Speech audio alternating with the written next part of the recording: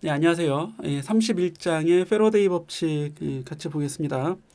31장에서는 패러데이 유도에 대한 내용이 뭐 거의 대부분 이 단일 내용으로 이제 들어오게 되는데, 이게 여기 보시면 31.5절에 보시면 발전기의 원리가 되는 거고, 사실 이 전동기는 우리 29장에서 이미 공부를 했습니다. 29장에서 공부했는데 이 구조가 동일하다는 얘기예요. 여기 31.5절에서는. 그래서 전동기를 역으로 우리가 사용하게 되면 그게 바로 이제 발전기가 되는 이런 과정이 되는 거고, 패러데이 법칙이라고 하는 건 바로 이 발전기의 원리를 설명해 주고 있는 그 기본이 되는 원리라고 보시면 되겠습니다. 패러데이라는 사람이 이렇게 이제 실험을 했는데, 이 과정은 본래 이게 이제 요 그림이 패러데이가 실제 실험했던 그런 그림하고 같은 그림이 되겠어요. 여기 이제 철심이 있고, 철심은 말 그대로 그냥 철이라고 생각하면 되겠습니다. 자, 여기에 코일을 이렇게 이제 감았습니다. 코일을 왼쪽에도 감고 오른쪽에도 감았는데, 한쪽으로 1차 코일, 다른 쪽을 2차 코일, 특히 이제 전원이 연결된 쪽을 1차 코일이라고 하고, 우리가 그 반응을 살피고자 하는 쪽을 2차 코일이라고 이제 부르게 됩니다. 네, 여기서 이제 전원의 스위치를 이렇게 닫게 되면, 즉 회로를 전원을 연결하게 되면 이 갑자기 2차 코일에 전류가 흐르게 돼요. 패러데이가 이걸 보고 매우 신기해했는데, 우리가 보기에도 사실 알아보면 신기합니다, 그죠? 이 전원이 연결된 회로는 이쪽 왼쪽의 회로만 전원이 연결되어 있고, 오른쪽 회로는 그냥 별도로 있는 회로거든요. 그런데도 스위치를 이렇게 딱 닫아주면 순간적으로 2차 코일에 전류가 흐르고, 스위치를 또 열었을 때도 전류가 흘러요. 스위치를 닫아놓고 시간이 지나면 전류가 흐르지 않습니다. 그래서 어떤 변화가 일어날 때, 1차 코일의 전류 변화가 일어날 때 2차 코일의 전류가 흐르는, 전압이 생기는 이런 것들을 이제 발견하게 되는 거죠. 왼쪽 회로는 비슷한 회로인데, 여기는 2차 코일만 있어요. 1차 코일이 없고 2차 코일만. 그런데 이 코일의 자석을 가까이 가져가거나 멀리 이렇게 가져가면 그때서 또 전류가 이렇게 이제 흐르게 되는 거죠. 여기 보면 B번에서는 가만히 있으면 이쪽 코일에는 전류가 흐르지 않습니다. 가져가거나 멀어질 때만. 이 실험을 1831년에 이제 이렇게 이제 하게 됩니다. 그래서 이거를 우리가 이제 패러데이가 이런 실험을 하고, 또는 헨리가 이런 실험들을 하게 되는데, 결과적으로 이런 일이 생겨나는 이유는 이 변화하는 자기장에 의해서 회로에 또는 코일에 전압이 만들어지게 되는데, 이런 전압을 기전력이라고 하죠. 기전력이 바로 만들어지게 됩니다. 그래서 전원으로서 이제 사용을 할 수 있게 되는 거예요. 결국 전원이 없는 곳인데도, 배터리가 없는데도 마치 이제 배터리가 있는 것처럼 전류가 만들어지게 되는데, 이런 전류를 유도 전류, 이런 기전력을 유도 기전력이라고 이제 부르게 되는 겁니다. 요거에 대한 실험 영상을 잠깐 보고 우리 또 이제 진행해 보겠습니다. Today I want to 자, 이 demonstrate 영상을 같이 Faraday's law and 보시면서 give you a bit 패러데이 of an 법칙을 한번 explanation as well. 알아보겠습니다. So in front of me I have a coil and that is connected to this 이 ammeter 코일하고 or 검유계가 galvanometer. 있어요. And 오른쪽에 I 있는 게 also have 검유계입니다. a rare earth magnet and 그리고 이제 this magnet 자석이 is 있어요. facing so that the north is facing outward like so. What's going to happen when I insert this magnet into this coil? 자석을 코일에 넣으면 오른쪽에 보면 이제 전류가 흐르게 되는 걸 볼 수 있습니다. You see the needle deflect. 매우 간단하지만 What if I do 특이한 this 실험이라고 할 faster? 수 있죠. 더 빨리 놓으면 더 큰 전류가 You should 흘러가고. see that the needle deflects a greater amount. So what's going on? Well, 자, 이게 Faraday's 바로 이제 law in 패러데이 essence 법칙이에요. says that 여기까지만 the 보겠습니다. rate of change 네, 그래서 이제 다음 페이지 가보시면 패러데이 유도 법칙을 이건 이제 식으로 써놓은 거예요. 그래서 이제 여기 우리 이제 그리스 문자의 입실론을 또는 알파벳을 E를 쓰기도 하는데, 이게 쓰기가 좀 곤란한 경우에는 그냥 전압 V라고 생각해도 되겠습니다. 그래서 이 파이가 바로 이제 자속이 됐었죠. 우리 앞에서 자속에 대한 걸 앞장에서 잠깐 봤었는데, 자기장이 지나가는 면적을 자속이라고 얘기합니다. 그래서 자기장에 대한 가우스 법칙을 잠깐 언급하면서 이걸 이제 얘기를 했었는데, 자기장이 지나가는 어떤 이제 설정된 면적을 이렇게 곱한 것을 자속이라고 하고, 뭐 첨자로 B를 쓰기도 하고 뭐 지금 어차피 자기장에 대한 얘기만 하니까 굳이 전기장 선속은 뭐 생각하지 않습니다. 자, 이렇게 돼 있는데 이게 이제 시간에 따라 변할 때 그 변화율이 곧 만들어지는 기전력과 같은 거예요. 그래서 이 E가 EMF 또는 우리가 이제 기전력이라고 부르게 되죠. 예를 들면 오른쪽 아래 이제 그림에서 보시면 여기 이제 B는 녹색으로 이렇게 이제 자기장이 표시가 돼 있고 어떤 이제 고리가 있다고 합시다. 근데 실제 존재하는 도선이라고 생각하면 돼요. 이렇게 이제 원형 도선이나 사각형 도선에 이제 폐에 고리가 있을 때 이 고리를 지나가는 내부에 자기장이 존재할 텐데 이 자기장이 변하거나 또는 뭐 방향이 변하거나 고리의 단면이 이 면적이 변하거나 그러면 이 BA가 변화할 수 있습니다. 특히 이제 BA는 이제 방향이 변해도 자기장이 방향이 변해도 또는 고리가 바라보는 방향 이런 것들이 변해도 자속이 변할 수 있는데 이 방향까지 고려한 자속을 구해보면 BA 코사인 세타예요. 여기서 우리가 이제 방향을 좀 설정을 해보자면 예를 들어서 이런 거죠. 이런 면적이 있는데 여기를 이렇게 수직으로 지나갑니다. 자기장이 이렇게 수직으로.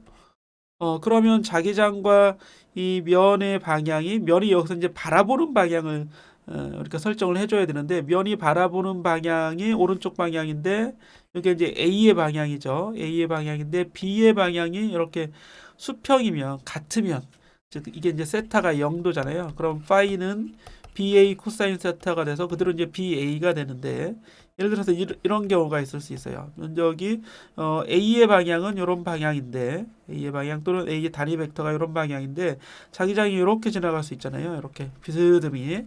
예. 그럴 때 이 각도가 존재하죠. 세타. 그러면 이때 파이는 BA 코사인 세타 이렇게 되는 겁니다. 예, 그래서 이걸 이제 일반적으로 쓰기 위해서 그냥 BA 코사인 세타라고 적어주면 되겠죠. 여기도 우리가 이제 그럼 써봅시다. 자속은 BA, A의 방향과 B의 방향이 이루는 각도의 코사인 값을 이렇게 곱해주면 이게 이제 자속이죠. 자속. 이걸 우리가 자기선속 또는 자속이라고 합니다. 간단한 말로 자속.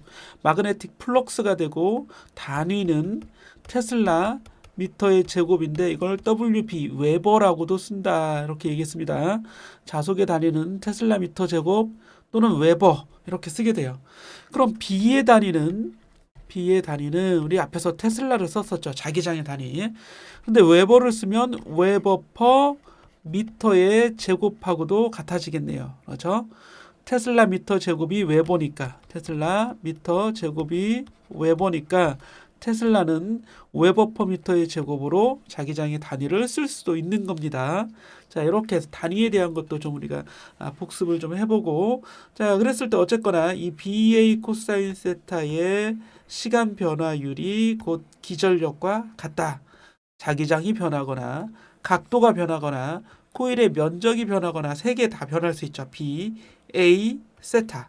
그러면 변하면 전압이 생겨난다. 이런 얘기예요. 네, 이제 패러데이 법칙의 식을 이해를 하시겠죠. 여기 이제 가장 중요한 이 단원의 내용의 가장 중요한 내용이고 이거 하나만 계속 나오게 되는 겁니다. 이 단원은. 그래서 단원이 뭐 되게 길은 것 같지만 요 하나밖에 없다. 예, 아주 간단한 심플한 그런 내용이 되는 거예요. 자, 뒤에 넘어가 보시면 이게 이제 적용되는 누전 차단기라든지 전기 기타 여러분 기타 관심이 좀 있을 것 같은데요. 예, 누전 차단기 같은 경우는 이렇게 이제 2차 코일이 있어요. 그런데 여기를 지나가는 전선이 있습니다. 여러분 가정에서 쓰는 이제 전선이 여길 지나가게 하는 거죠. 그래서 이제 두꺼비 집 또는 전원 박스, 배전반 뒤쪽에 또는 우리가 잘 안 보이는 곳에 이런 누전 차단기가 있을 텐데 전기가 들어오면 또 한 가닥은 나가게 되잖아요. 되게 이제 교류에서 두 가닥이 있을 겁니다. 직류나 교류나 뭐 마찬가지라고 할 수 있지만 근데 나온 만큼 전기 사용하고 이렇게 들어온 만큼 나가야 되죠. 그런데 전류가 얼만큼 들어왔는데 예를 들어서 뭐 10A 들어왔어요. 그런데 나가는 건 9A밖에 없다. 그러면 1A가 어디선가 이제 새고 있다는 얘기죠. 1A가. 그러면 R자 전류가 존재하기 때문에 여기에 이 주변에 뭐가 생겨요? 자기장이 생깁니다. 자기장. 그렇죠? 이 전류가 들어오고 10 나가면 플러스 10 마이너스 10 돼서 아예 0인데 이렇게 한쪽은 10이고 다른 쪽은 9가 나가요. 그러면 여기에 이제 알짜 전류가 존재해서 이 자기장이 생겨나겠죠. 그러면 이 감지 코일이 자기장을 감지하는 2차 코일이 되는 거예요. 2차 코일. 2차 코일이 돼서 여기에 기전력이 생겨나는 거죠. 자기장이 없다가 생겨났으니까 기전력이 생겨나는 거고 기전력에 의해서 누전 차단기가 동작을 하게 됩니다. 그래서 여기 전류의 신호를 딱 끊어버리는 이런 이제 역할을 하게 되는 거죠. 그래서 혹시 위험을 방지하는 누전을 방지하는 거기 때문에 우리가 이걸 누전 차단기라고 합니다. 누전 차단기도 패러데이 법칙을 이용한 거예요. 우리 앞에서 발전기가 패러데이 법칙 이용한 거니까 뒤에서 공부하겠다 했는데 원리가 다 똑같아요. 그렇죠?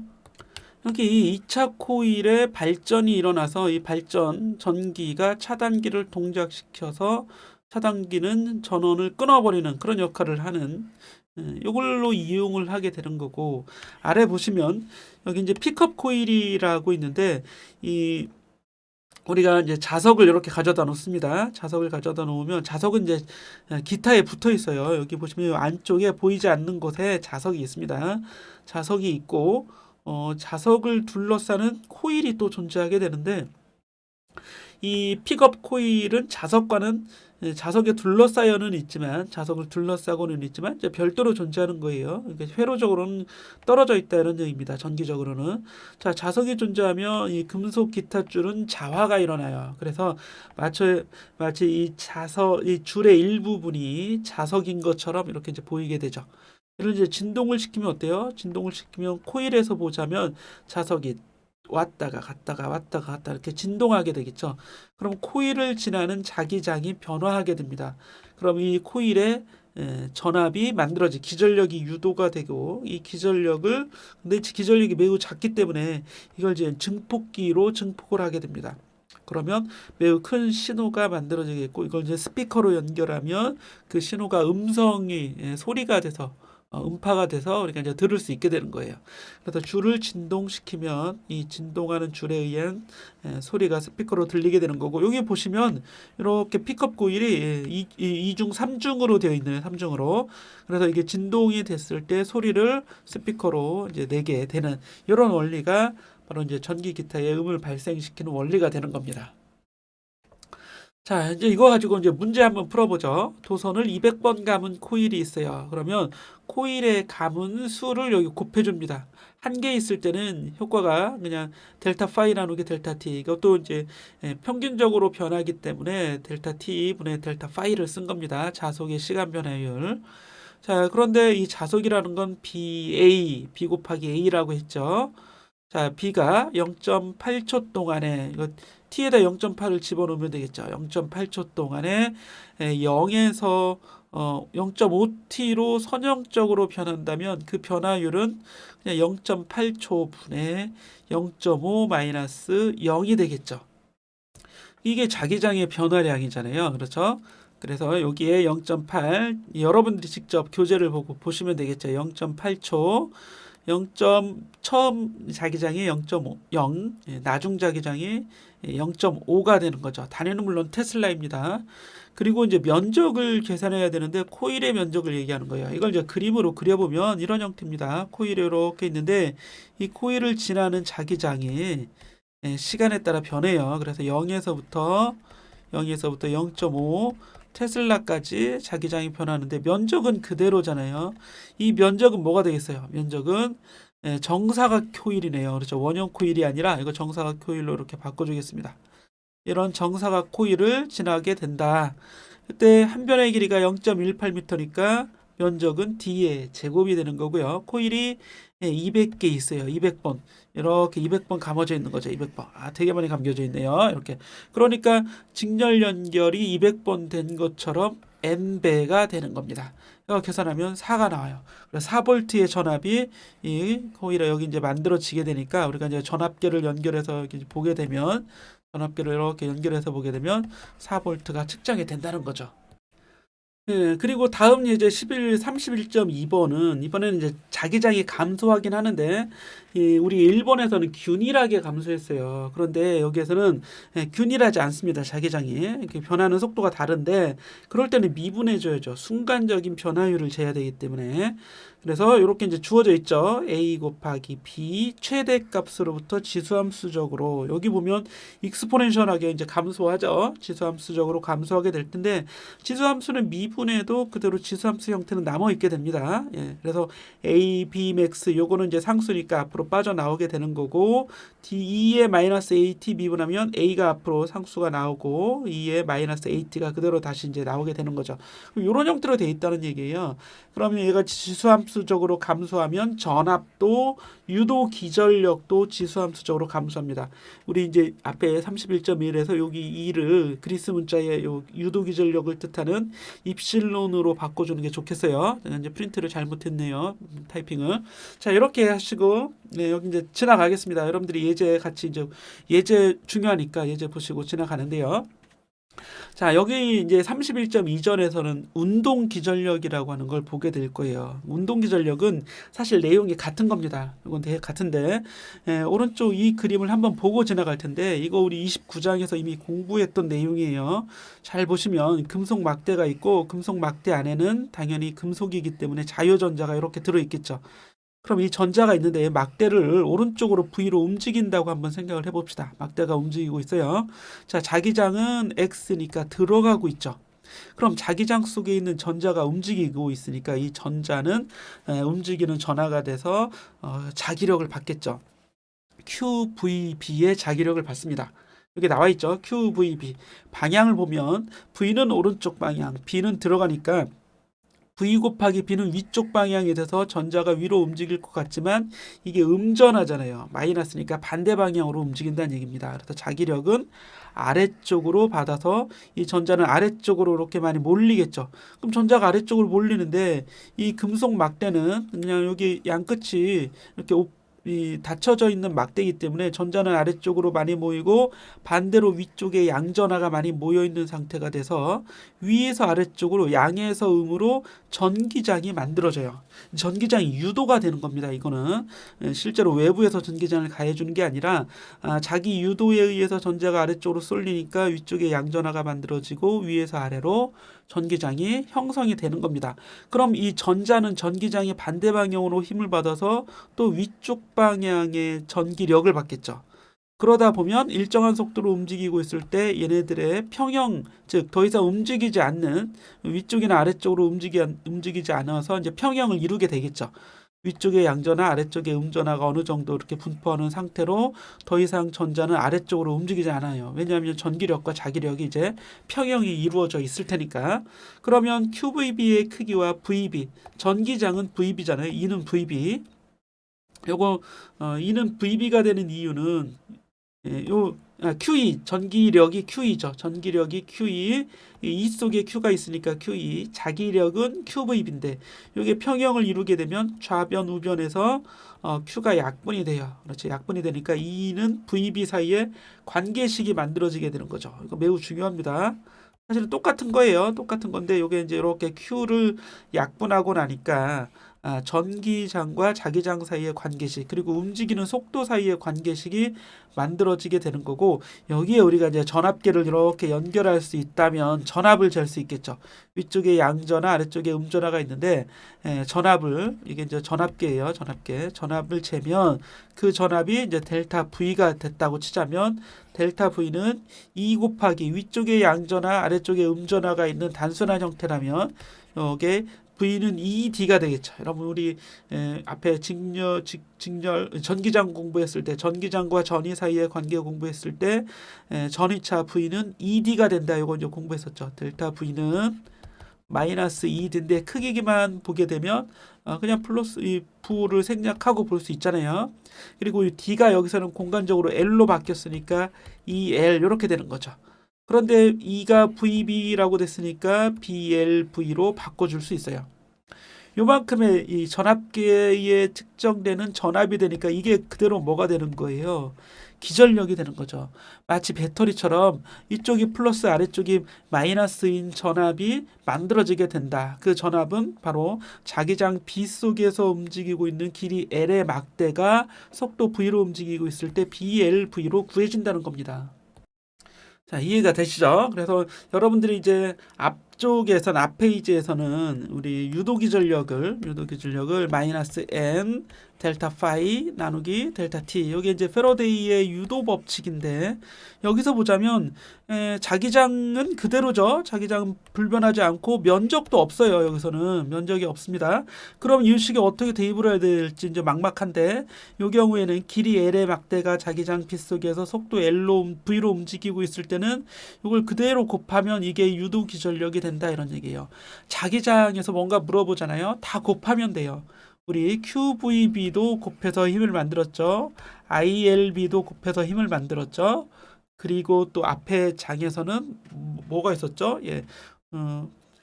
뭐 RC 회로에 같은 경우는, 뭐 이건 자기장은 아니지만 RC 회로 같은 경우는 요 RC 곱하면 요게 이제 C 상수가 됐었고요.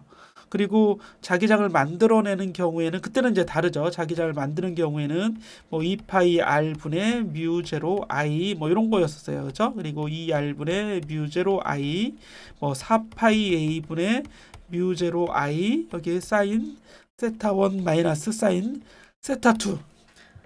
예, 이런 것들이 이제 자기장의 공식들인데, 특히 이제 유도기전력 지금 공부하는 거, 운동기전력은 BLV 곱해주면 됩니다. 근데 이 원리도 사실 이거 가지고 이제 구해낼 수 있어요. 요걸 우리 이제 다음 페이지에서 공부해 봅시다. 자, 이 그림인데요. 여기에 이제 도선 고리가 하나 존재합니다. 근데 고리가 특이한 게 사각형 고리예요. 사각형 고리. 그리고 위쪽에 있는 도선과 아래쪽에 있는 도선, 왼쪽에 있는 도선은 정지해 있고, 이 위를 길이가 L인 막대가 이렇게 슬라이딩하고 있는 거예요. 쭉 미끄러지고 있어요. 이런 그림이 있습니다. 그런데 그러면 이제 사각형 면적에 고리가 이렇게 하나, 우리가 이제 고리를 설정할 수 있겠죠. 그럼 이 도선이 오른쪽으로 쭉 미끄러진다면 면적이 점점 증가하게 돼요. 그때 우리가 이 공식을 쓸 수 있습니다.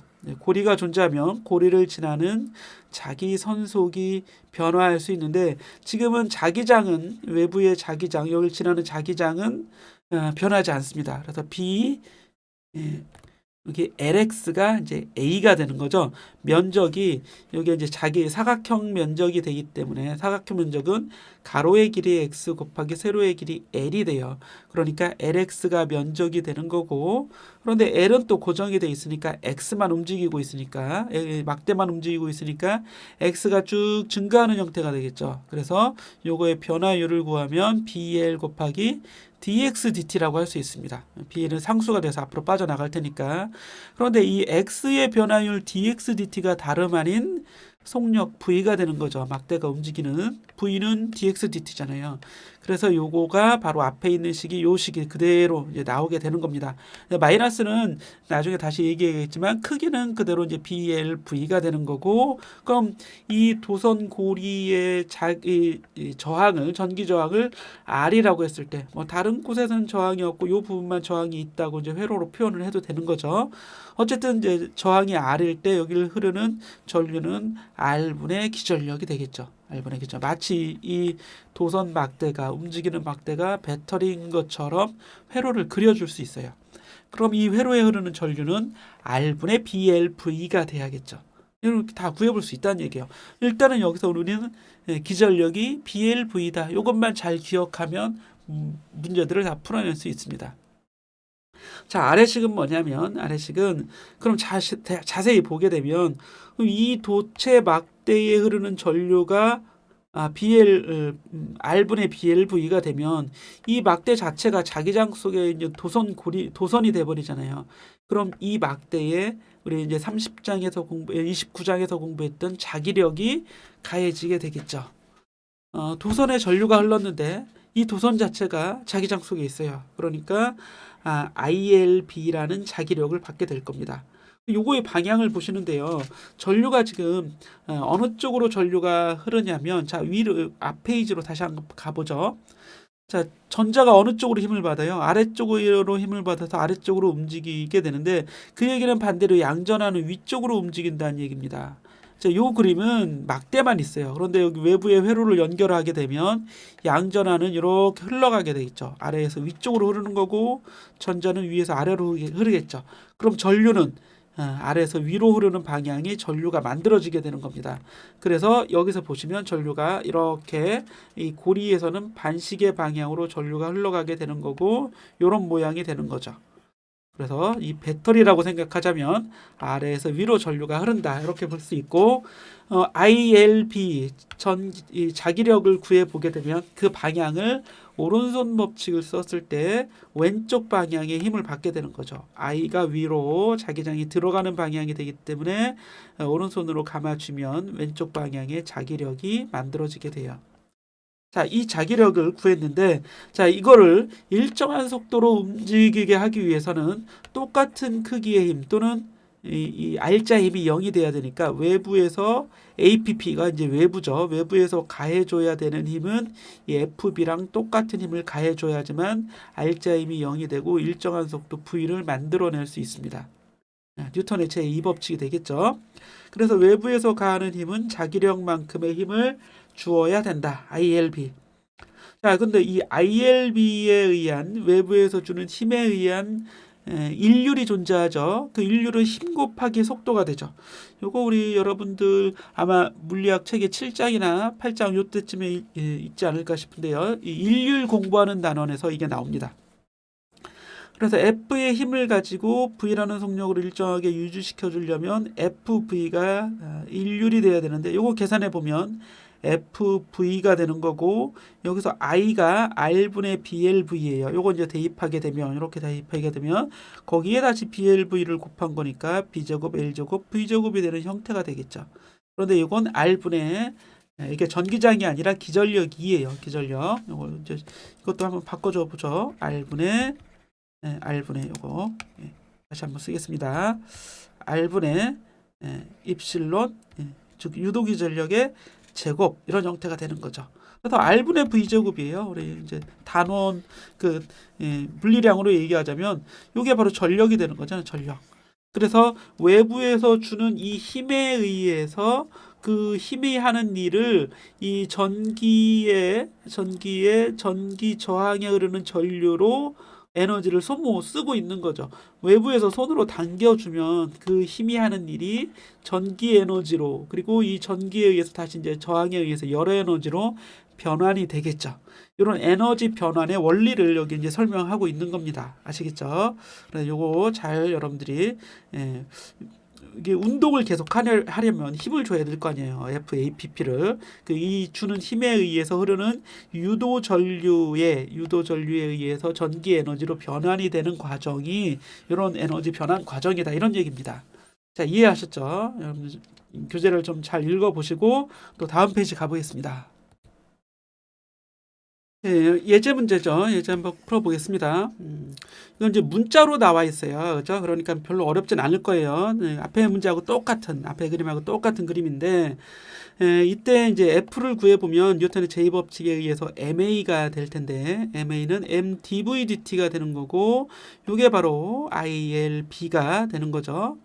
이거는 이제 왼쪽 방향으로 가해지는 자기력에 의한 가속도예요. 가속도가 이제 이렇게 이제 얘기를 할 수 있는데, MdVdt, A가 dVdt죠.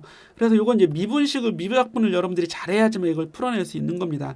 결과적으로는 얘가 이제 감속이 되는데, 왜냐하면 오른쪽으로 쭉 지금 가고 있는데 여기서 외부에서 가하는 힘을 탁 없애준 거죠.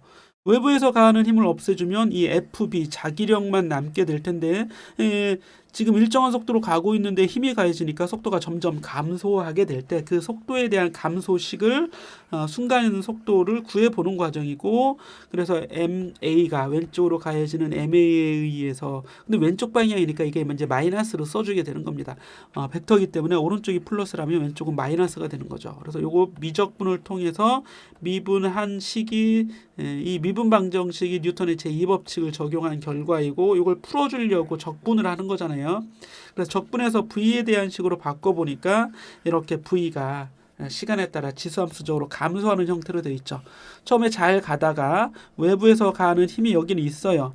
힘이 있는데 요거는 이제 요 순간에는 이 힘을 제로로 만들어 줍니다. 즉 손으로 잘 잡아 당기다가 이제 일순간 힘을 안 주는 거죠. 그러면 자기력만 그대로 이제 존재할 테고 힘에 의해서 속도가 이렇게 이제 줄어들게 되는 겁니다. 그렇죠?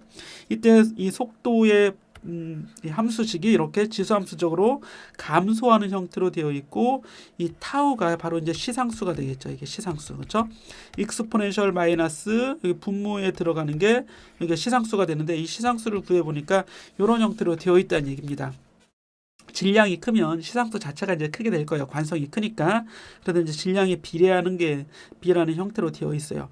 요 문제는 사실 이걸 뭐 시험에 내거나 그러진 않습니다. 이거는 이제 여러분 미적분을 잘 하면 그냥 충분히 미적분 스킬에 의해서 수학만 잘하면 풀 수 있는 거예요.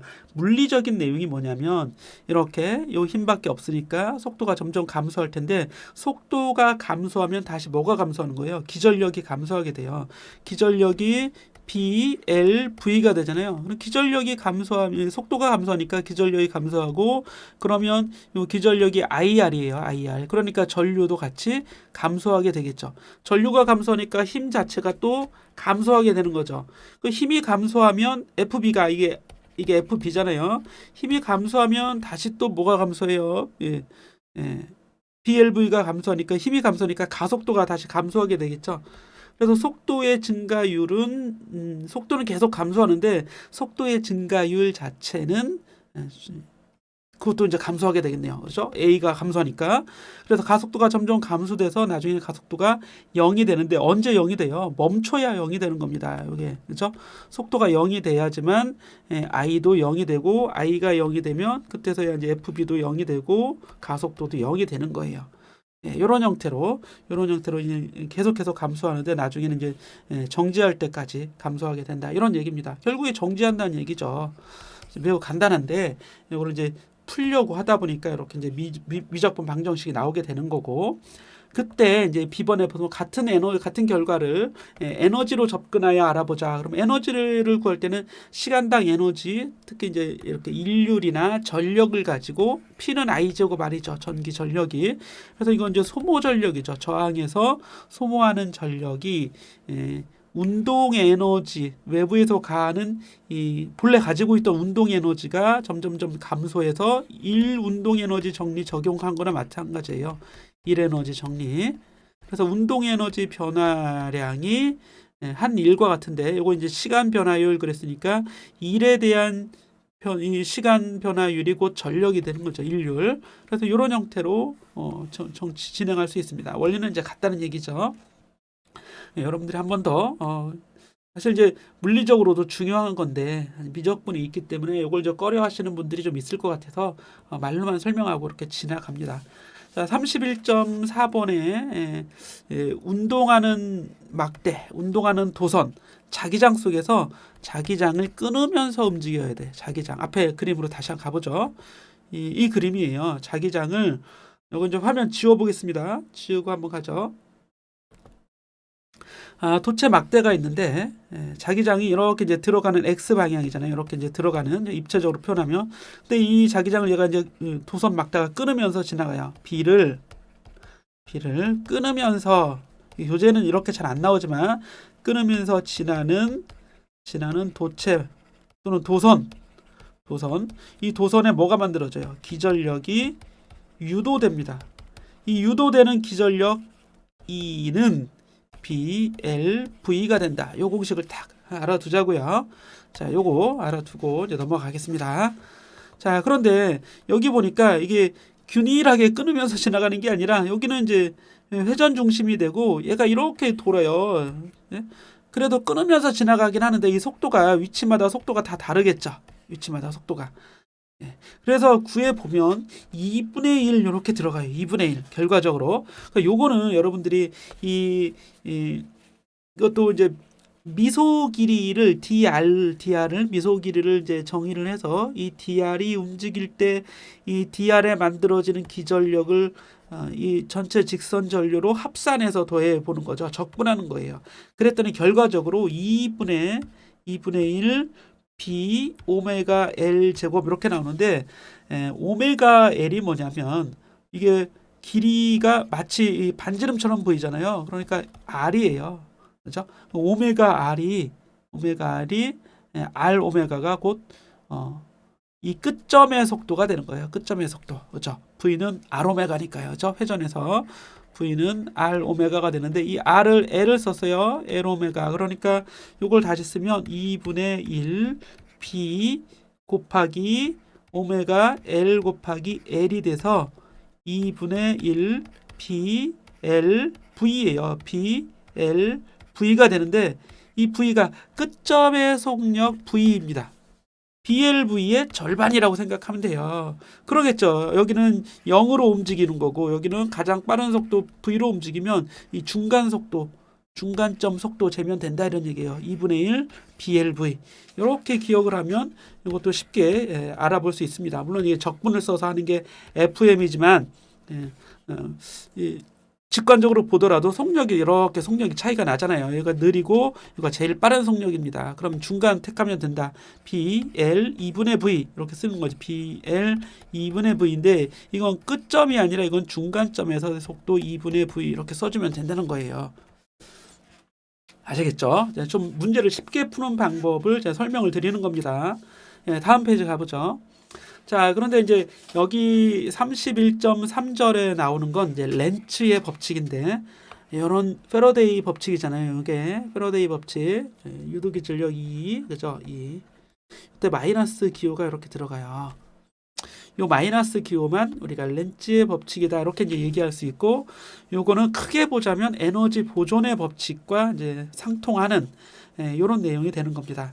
그래서 기전력이 어느 방향 또는 유도 전류가 어느 방향으로 전류가 흐르냐, 유도 전류는 어느 방향으로 흐르냐, 그래서 방향을 얘기해주는 이런 법칙이 렌츠의 법칙인데 잘 보시면 여기 이제 양전하가 이렇게 있어요.